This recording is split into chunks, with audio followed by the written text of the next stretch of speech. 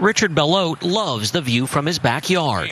Every morning I get up and I go outside with the dogs and I have a cup of coffee. But he doesn't own this brand new house. In fact, it's not for sale. His Montgomery, Texas community is part of a rapidly growing trend in the U.S. housing market. Blocks of single-family homes built specifically to rent. It's a good stepping stone. Despite saving diligently to buy a home, the interest rates are just too high to manage. He and his fiancée feel priced out of their house hunt. And just really kind of crossing our fingers that those rates go down.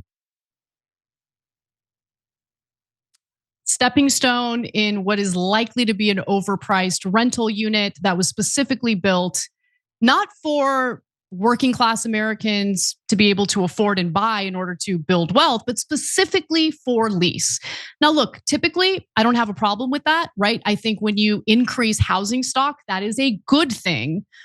But we need to increase housing stock for both rentals and houses for families to be able to purchase so they can, build wealth, have stability, not worry about their landlord increasing their monthly rent. So Wall Street firms are now getting rich off of the housing crisis by essentially investing in build to rent homes, which Americans can never actually purchase. And look, overall, I wouldn't have a problem with that, especially when you have this trend of private equity firms buying up, our remaining inventory of single family homes that people typically buy to own. When it comes to that existing stock, it's terrible when they buy those homes. So I think they're going to engage in this. Yeah, sure. You can make the argument that it's better that they're specifically building new houses for their little, financial schemes. But when you couple that with the fact that construction for homes to buy has dipped even further, this is a huge problem. I do find it to be a huge problem. And it's also interesting that these firms are able to easily construct homes. All of a sudden, there's no problem with over-regulation in these parts of the country. They're not running into red tape. It's just so easy for them to build the single-family homes. No problem, right? No fuss, no muss. But when it comes to construction of homes for Americans to buy, we get all of the arguments about overregulation, which, by the way, in some cases is definitely true. In places like California, definitely overregulated, definitely makes it difficult to construct new homes. So I'm not saying that argument has no credibility. However, we're now approaching this system where everyone is not going to own anything, right? You're going to rent and you're going to like it. Okay, the argument that was made at the World Trade what was it called? I'm forgetting the name of the yearly or annual conference where they just basically said, we're going to pursue this system where people don't own things. They just rent things. I don't think that's the kind of system most people want. But nonetheless, look, we'll get to more details about how disastrous this is. But before we do it, I should probably give you some more details. Let's revisit how insanely out of reach just buying a home right now is. Take a look. A July poll found 86% of renters say they can't afford a home, and 54% believe it's unlikely they'll ever be able to. CBS News business analyst Jill Schlesinger. House prices have gone up by more than 40% in just 4 years. There are a lot of people out there who really want to be in homes, and they just can't afford to get there. And it's incredibly frustrating, especially when you consider the World Economic Forum, by the way, is what I was referring to. Especially when you consider, our wages, people's salaries certainly are not rising to keep up with this housing inflation, right? Housing inflation has far surpassed, rapidly surpassing what people are earning. So you can do everything right. You can work really hard. You could have a good career. You could be making good money. You could be stacking paper. And then just when you think you have that 20% down payment ready to go, well, the market just exploded further and it's impossible to buy a house. And it's unfair to hardworking Americans. They deserve, by the way, I have a firm belief that if you want to calm down the resentment and rage that we're seeing in this country, make it easier for people to buy homes. Seriously. make it easier for ordinary, hardworking Americans to build wealth. But the greed just conquers all, and it's so frustrating. So CBS Evening News spoke to a gentleman by the name of Brent Long. He's the president of the developer known as Christopher Todd Communities. So this developer brands itself as the leader in built-to-rent homes. Now, Brent Long admitted that at least some of his tenants are now renting because even though they have great jobs, even though they have good pay, they've got no other choice. Take a look.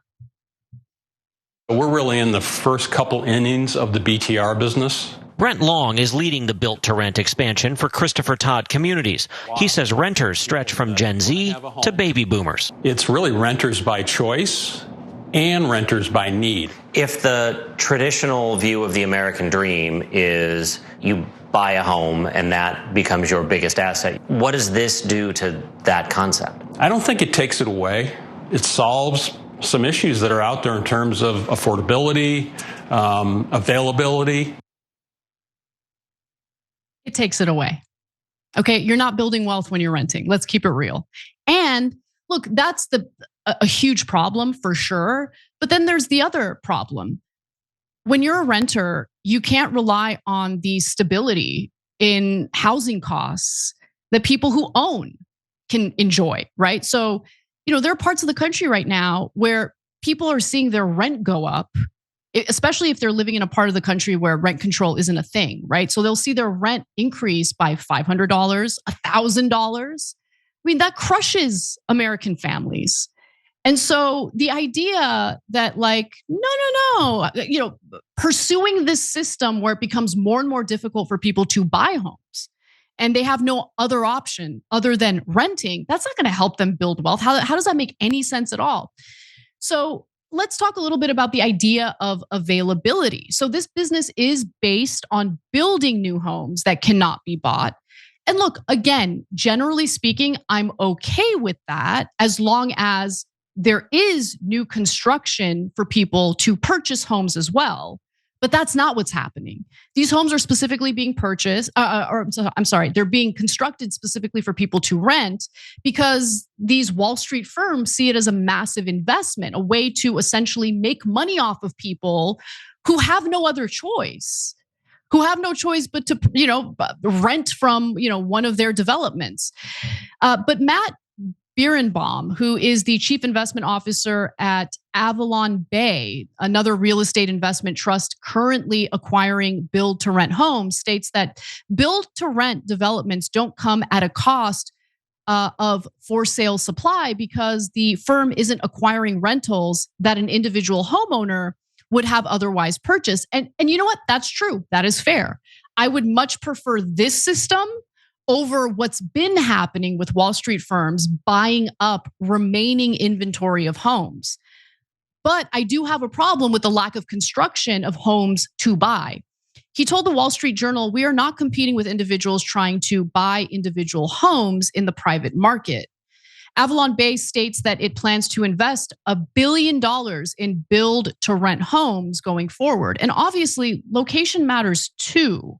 So if we're talking about specific cities or specific locations in the country where there is a lack of homes to purchase, and these lots are being taken up by Wall Street firms that are only developing homes to lease, well, yeah, that actually is a problem.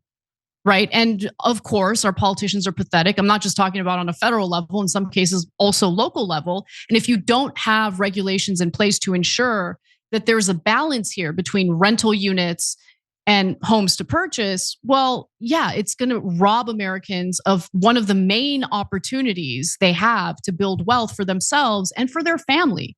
Generational wealth. This is where it comes from.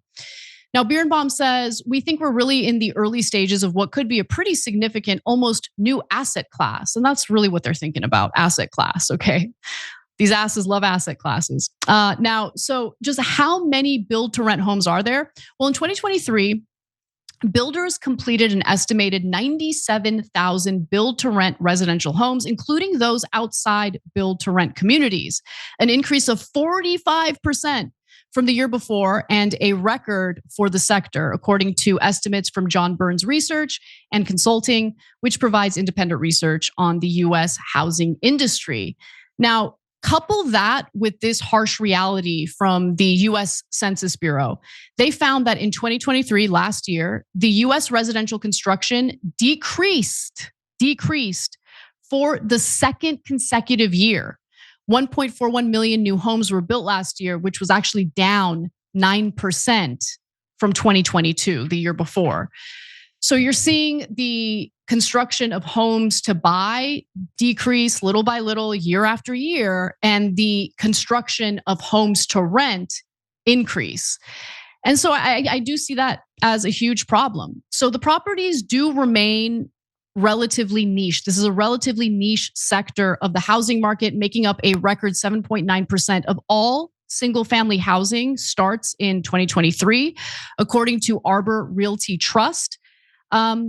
But obviously, this is trending upward. It's not like this is something that's slowing down. These Wall Street firms are just getting started with this new asset class, plays. And so some of the Wall Street firms looking to capitalize on these homes are Blackstone, Invitation Homes. You've heard these names before. We've covered them in depth. There's another one called Pretium Partners. Meanwhile, more and more Americans are in fact renting because buying a house is just out of reach. For the first time in more than 2 years, the growth of the US renter pool has outpaced that of homeowner households for the past 4 quarters, according to a Redfin analysis of US Census data. In the third quarter, the formulation of renter households increased 2.7%. 3 times faster than homeowner households, and the second fastest rate for renters since 2015. This is not a good trend. I think Americans deserve the opportunity to be able to work hard, save, and buy a home. I want that for everyone. And it sucks to see that it's becoming less and less likely, less and less attainable for people who have done all the right things. They're hardworking Americans, tax-paying Americans. It's just that right now it doesn't seem like we have a political class that's really looking out for them when it comes to this sector of the economy. All right. Thanks for watching the video, guys. We also love it if you hit the join button below because that makes you a member, and members allow us to be independent, honest. We can be as progressive as we want, no corporate media influence, and that's all because of you guys. We love doing the show with our members. Hit the join button, become one of the Young Turks.